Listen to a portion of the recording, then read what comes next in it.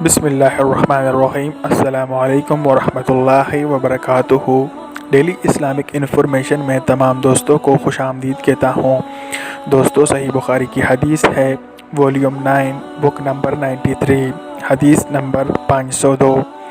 نبی کریم صلی اللہ علیہ وآلہ وسلم نے فرمایا، اللہ تعالیٰ فرماتا ہے کہ میں اپنے بندے کے گمان کے ساتھ ہوں، اور جب وہ مجھے اپنے دل میں یاد کرتا ہے تو میں بھی اسے اپنے دل میں یاد کرتا ہوں، اور جب وہ مجھے مجلس میں یاد کرتا ہے تو اسے اس سے بہتر فرشتوں کی مجلس میں اسے یاد کرتا ہوں، اور اگر وہ مجھ سے ایک بالشت قریب آتا ہے تو میں اس سے ایک ہاتھ قریب ہو جاتا ہوں، اور اگر وہ مجھ سے ایک ہاتھ قریب آتا ہے تو میں اس سے 2 ہاتھ قریب ہو جاتا ہوں، اور اگر وہ میری طرف چل کر آتا ہے تو میں اس کے پاس دوڑ کر آ جاتا ہوں۔ شکریہ دوستو احادیث سننے کا۔